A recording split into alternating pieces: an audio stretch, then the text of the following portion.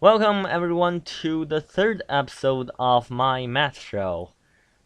In this episode, we are going to talk about a rather old topic, that is the unit circle. This topic has appeared on Khan Academy, on many YouTube videos, and probably in your textbook. But the reason why I'm bringing this up is because with that many people having learned the unit circle, they still can tell whether the absolute value of sine 130 degrees is greater or the absolute value of cosine 130 degrees is greater. Well, if you cannot tell that using the knowledge of unit circle, then you probably didn't learn it in its proper way, or you might have forgot it, or you might have never learned it at all. Well, for the latter case, I'm going to reintroduce the unit circle. So, a unit circle is a circle with a radius of 1 and with its center at the origin point of a rectangular coordinate system. And it has some special attributes with trigonometry. Let's say if we have a radial pointing at the positive x direction, and it rotates from there counterclockwise. The angle formed by this rotation is theta, and then this radial intersects with the circle at point P. Then point P will have a coordinates of cosine theta, sine theta. If you ask me why, I'll just leave it to you because this is just extremely simple with a radius of 1. But that was not all that unit circle can express. Apart from sine and cosine, unit circle can also represent tangent theta. So where is tangent theta in this case? Well, tangent theta is sine over cosine, and here sine is the y-coordinates of point P, and cosine theta is the x-coordinates of point P. And y over x looks like someone's slope. So if we can extend this radial into a line and find a point on this line that has x coordinate of 1, then its y coordinate will be the tangent theta we are looking for. So basically we can draw a vertical line on x is equal to 1, and then extend the radial to get our tangent theta. We can also find secant theta and cotangent theta and many other trigonometrical functions on the unit circle. It's just a good way to visualize all these trigonometrical functions. And now we can solve these three little questions pretty easily. So the first one, we'll just need to find where 130 degrees is, because 135 degrees is basically pointing at the y equals negative x direction. So 130 degrees should be closer to y-axis. And as we can see in the graph, the absolute value of sine 130 degrees is greater than the absolute value of cosine 130 degrees. And for the second question, we can see that negative 170 degrees is right here. So obviously sine is negative, so it's lesser than 0.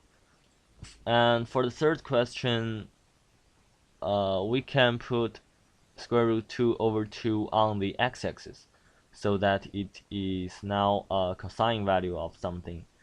And as a common sense, it's the cosine value of 45 degrees or the cosine value of 315 degrees, which translates into 1/4 pi and 7/4 pi.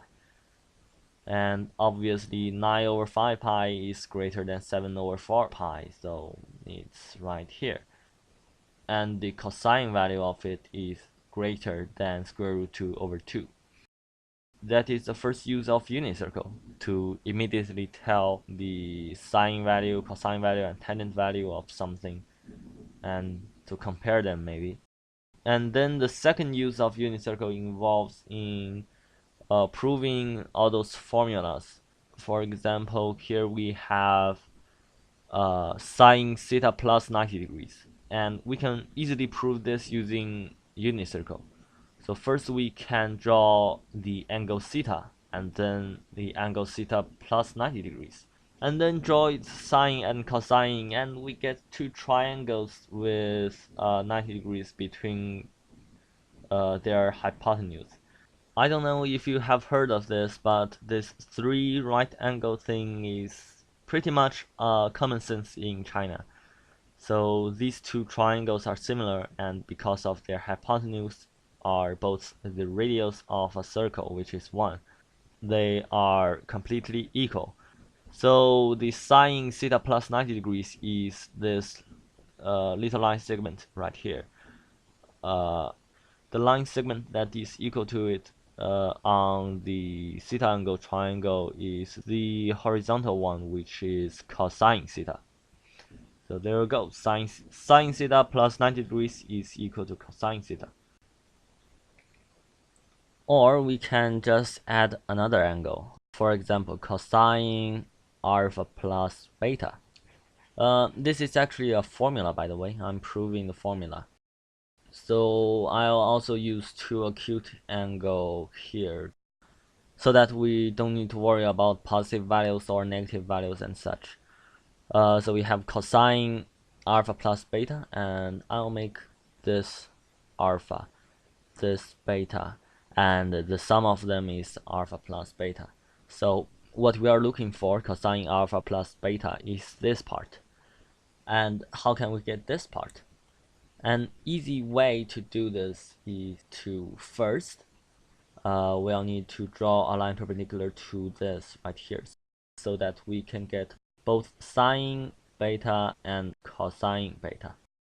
And then draw another line perpendicular to the x-axis. And you can see it formed a triangle with a right angle, with its hypotenuse as cosine beta. So we can say the large part is cosine beta, cosine alpha. And then if we want to get this purple part, we need to use this yellow part, so minus this orange part. And how do we get this orange part? Luckily, we can already see another triangle with a right angle that with its hypotenuse as something we already know, which is sine beta. But what do we do from here? Then you notice that here is a right angle, here is a right angle, here is two angles facing each other, so they are same. And we can immediately tell that this angle is also alpha. So what we get here is sine beta, sine alpha.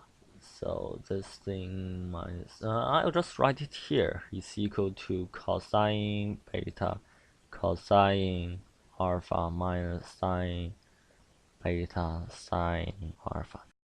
So you don't need to memorize all these weird formulas ever again. You just need to use the unit circle and everything will come out. The third use of unit circle is when you encounter a trigonometrical function in a math problem. We all know that it is not only a value, but also a line segment, and possibly, for those who are proficient at using unit circle, an area. Like in this question, I'm comparing an area to tangent theta. But how can tangent theta be an area? So let's first use our old way to get tangent theta as a line segment. And you'll see that since tangent theta is the y-coordinates of something, the x-coordinates of it is 1.